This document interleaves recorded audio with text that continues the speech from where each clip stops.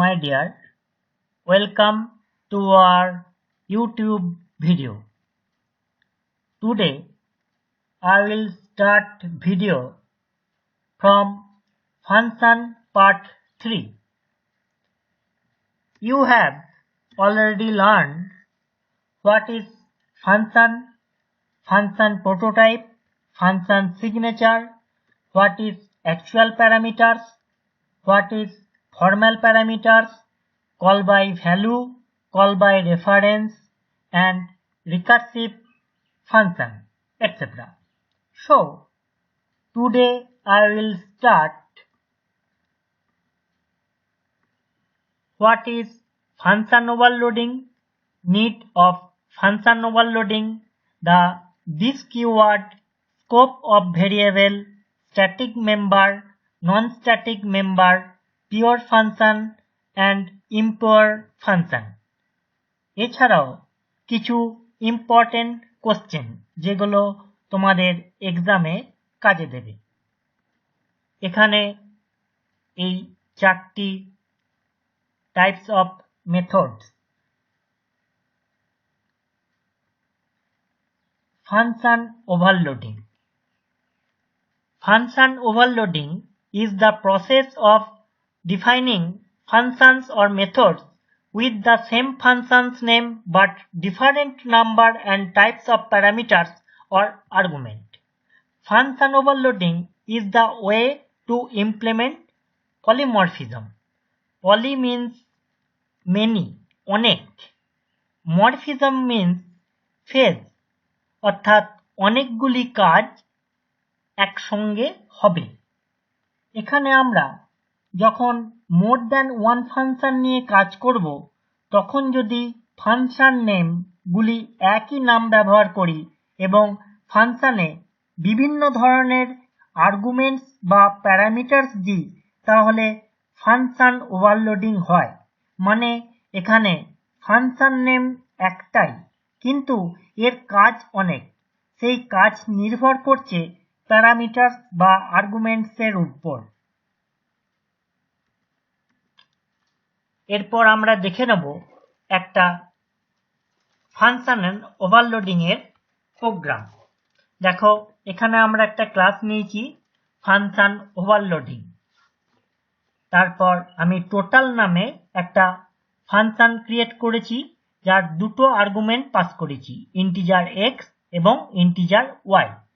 আবার একটা টোটাল নামে ফাংশন নিয়েছি, সেম নেম দেখছো ব্লু কালারের, কিন্তু এখানে যেমন দুটো আর্গুমেন্ট ছিল x y, এখানে দেখো তিনটে আর্গুমেন্ট a b এবং c, অর্থাৎ ফাংশন নেম সেম এলেও আমার আর্গুমেন্ট ভ্যারি করছে।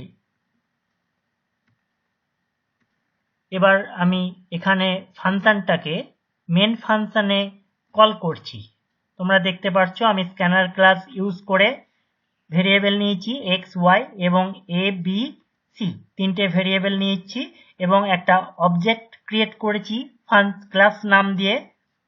সেখানে res1, res1 এবং res2 এই ভেরিয়েবল দুটোতে আমি টোটাল ফাংশনকে কল করেছি। তোমরা লক্ষ্য করো এখানে দেখতে পাচ্ছ যে টোটাল যেটা দুটো আর্গুমেন্ট পাস করেছি সেটা res1 ভেরিয়েবলে আমি স্টোর করছি, আর টোটাল যেটা তিনটে প্যারামিটার পাস করেছি abc সেটা res2 অবজেক্ট দিয়ে টোটালকে কল করে আমি তার ভ্যালু res2 তে রেখে দিচ্ছি। এটা আমরা একটা ব্লু যে প্রোগ্রামে দেখে নিচ্ছি।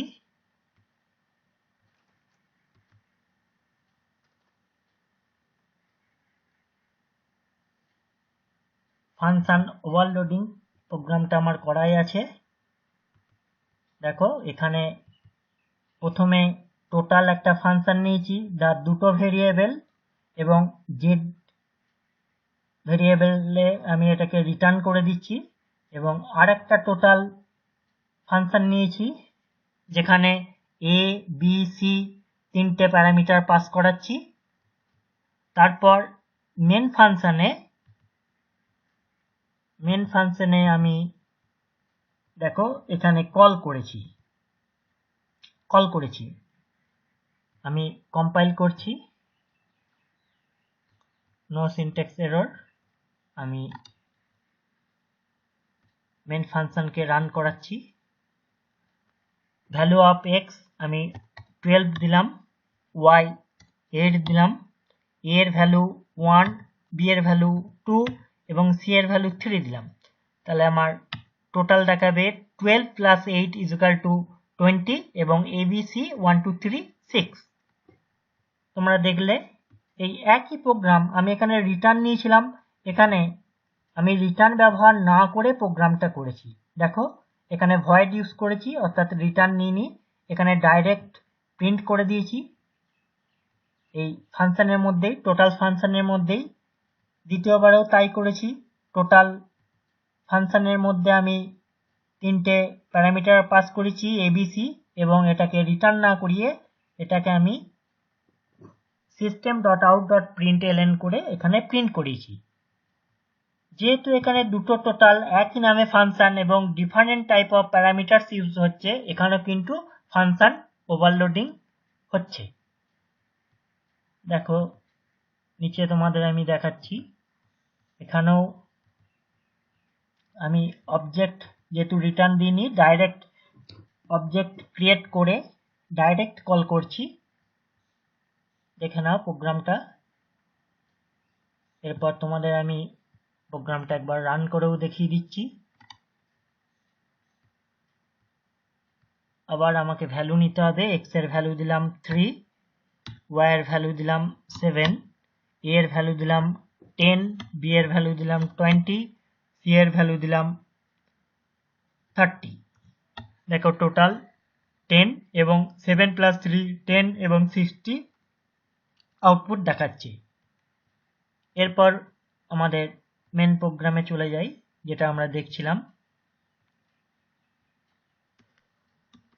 এরপর আমরা দেখব নেক্সট ওভারলোডিং এর পর নেক্সট যে পেজটা, নিড অফ ফাংশন ওভারলোডিং। কি প্রয়োজন, এই ফাংশন ওভারলোডিং এর কি প্রয়োজন দেখে নাও। Function overloading concept runs faster than other programs, not required to remember different functions or method name. Here using a function for more than one purpose. To simulate real-world objects in programming, function overloading is required. অর্থাৎ এখানে execution দ্রুত হয়, প্রোগ্রামে বিভিন্ন methods এর নাম মনে রাখার প্রয়োজন হয় না, একটি ফাংশন নাম ব্যবহার করে একের বেশি কাজ করা হয়। এরপরে আমরা দেখে নেব this keyword. This keyword stores the address of the current calling object. This is used to resolve the conflict between method parameter and instant variables. This keyword is also known as an automatically created object. It is also useful in returning the object from a function. If local and global variables share the same name, then the keyword this is used with global variable to differentiate it from local variable. Properties of this object. This object is inbuilt object for any class. It can access only the member of that class only. It cannot access any other local variable. এখানে দেখতে পাচ্ছ যে this dot x is a variable, this dot এটা ভুল হয়েছে, this dot y is a variable, this dot sum is a function name. এরপর আমরা দেখব scope of variables. The group of one or more statements enclosed within curly braces is known as block. A block defines a scope. Thus, each time we create a new block means creating a new scope. The statement enclosed within curly braces defines its scopes. এটি starting scope এবং এটি end of scope. এই scope দুটি নিয়ে form করছে একটি block.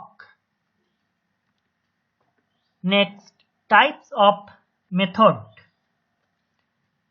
মেথডকে আমরা সাধারণত static method, non static method, pure method এবং ইমপিওর মেথড অনুসারে ভাগ করতে পারি।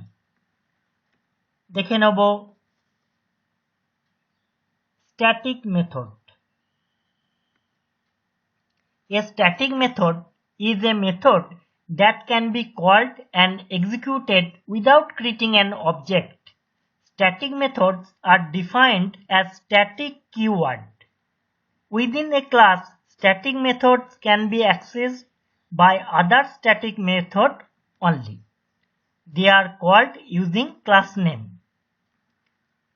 এখানে আমি একটা উদাহরণ দিয়েছি, দেখো math.pow। পাও একটা স্ট্যাটিক মেথড, যেটা ম্যাথ একটা ক্লাস নেম, সেই ক্লাস নেমকে দিয়ে ডট অপারেটর ইউজ করে আমি পাওকে কল করছি, অর্থাৎ ম্যাথ ডট পাও, যেখানে ম্যাথ একটা ক্লাস নেম এবং পাও একটা স্ট্যাটিক মেথড নেম। আমরা একটা স্ট্যাটিক মেথডের উদাহরণ দেখে নিচ্ছি, যেখানে স্ট্যাটিক ব্লু কালারের দেখতে পাচ্ছ, তোমার সাম ফাংশনের আগে স্ট্যাটিক, তারপর ভয়েড, নো রিটার্ন টাইপ, তাই ভয়েড ইউজ করেছি, দুটো আর্গুমেন্ট পাস করেছি এবং সেই আর্গুমেন্ট আমরা এক্স প্লাস ওয়াই অ্যান্সে ভেরিয়েবলে স্টোর করছি এবং অ্যান্সকে আমরা আউটপুটে দেখছি। তারপর মেন ফাংশনে আমরা লক্ষ্য করো, মেন ফাংশনে আমরা দুটো ভ্যালু নিচ্ছি, এম ভেরিয়েবলে 25 ভ্যালু এবং এন ভেরিয়েবলে 75 ভ্যালু। সেই ভ্যালুকে আমরা স্ট্যাটিক মেথড, অর্থাৎ যে ক্লাস নাম দিয়েছিলাম, স্ট্যাটিক মেথড ক্লাসের নাম ইয়েলো কালারের, সেই দেখো স্ট্যাটিক মেথড ডট সাম, সাম এখানে আমার ফাংশন নেম, তাহলে স্ট্যাটিক মেথড অর্থাৎ ক্লাস নেম এবং সাম একটি ফাংশন, ডট অপারেটর ইউজ করে আমি ফাংশনকে কল করছি।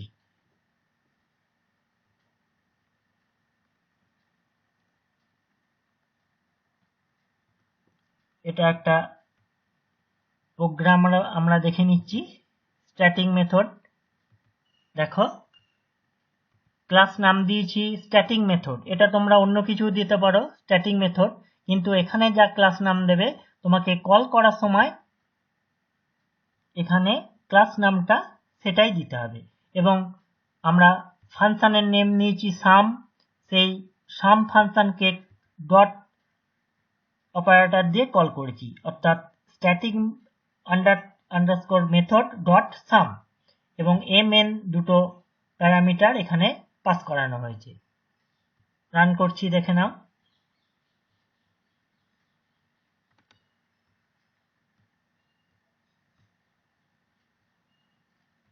এম এন যে প্যারামিটার দিয়েছিলাম তার ভ্যালু যোগ করে 100 দেখাচ্ছে, অর্থাৎ এম এন এর ভ্যালু ছিল 25 প্লাস 75 ইজ ইকুয়াল টু 100।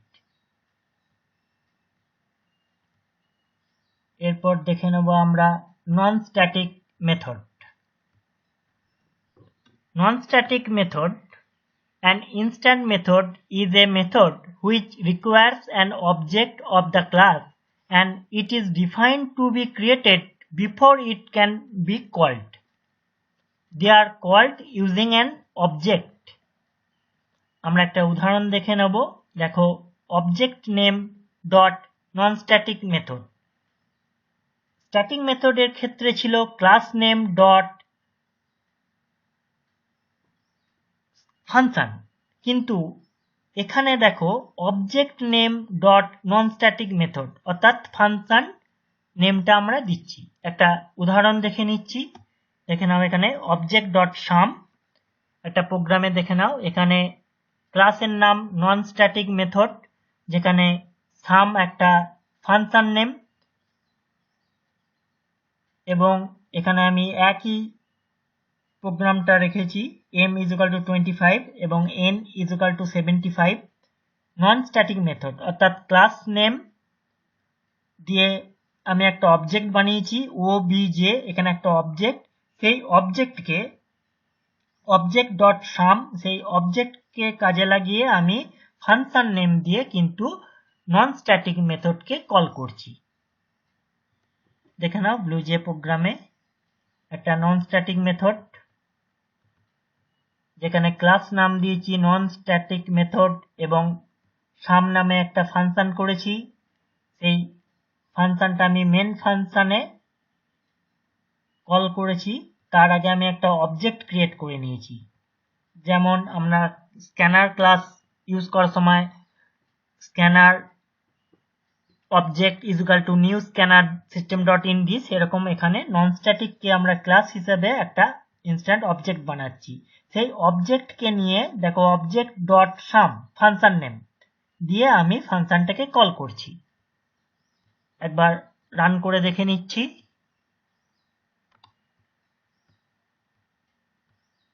দেখো আমার 100 অর্থাৎ যোগ করে দেখাচ্ছে। এরপর দেখে নেব আমরা pure function.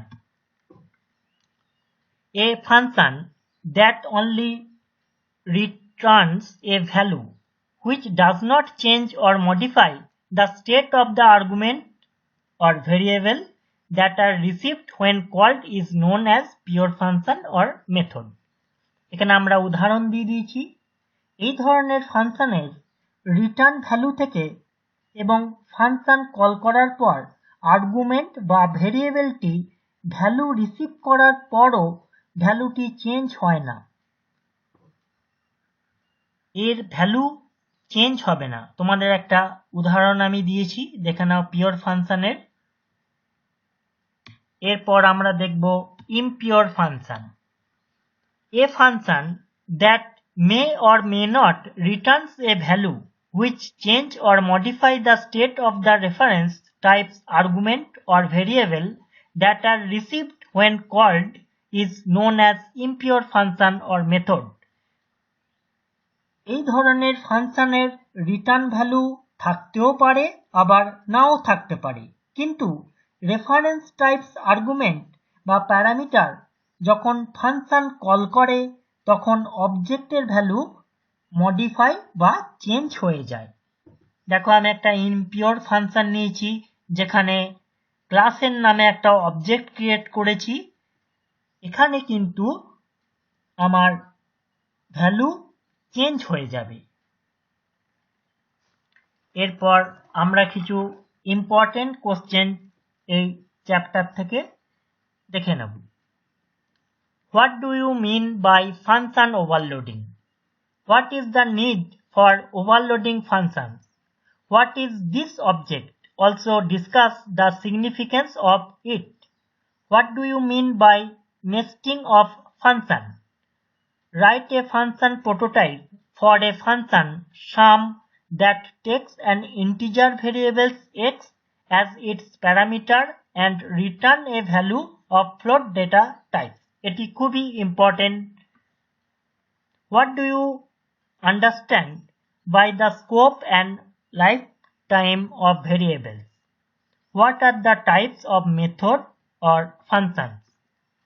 Next, what is static method or function? What is non-static method or function? What is pure method or function? What is impure method or function? Differentiate between pure and impure method.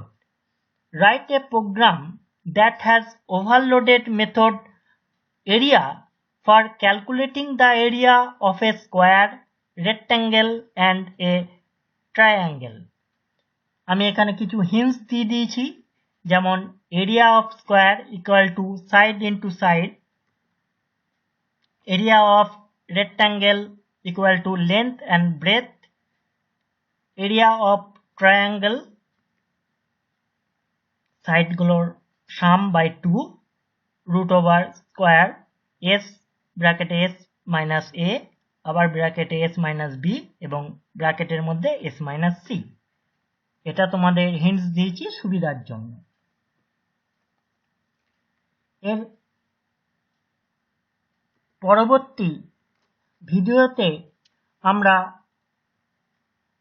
যেগুলো শিখব সাথে সাথেই জেনে নেব what is constructor, features of constructor, need for constructor, type of constructors, non-parameterized or default constructor, parameterized constructor, the copy constructor এবং constructor overloading। প্রত্যেকবারের মতন এই constructor chapter থেকে কিছু গুরুত্বপূর্ণ প্রশ্ন যা তোমাদের পরীক্ষার সময় সাহায্য করবে। আমার ভিডিওটি ভালো লাগলে অবশ্যই লাইক করবেন এবং পরবর্তী ভিডিও দেখার জন্য সাবস্ক্রাইব করবেন। Thank you. আবার দেখা হবে আমার নেক্সট ভিডিওতে। Running in circles, never leave me alone. Say I don't answer the messages or pick up my phone. Say we are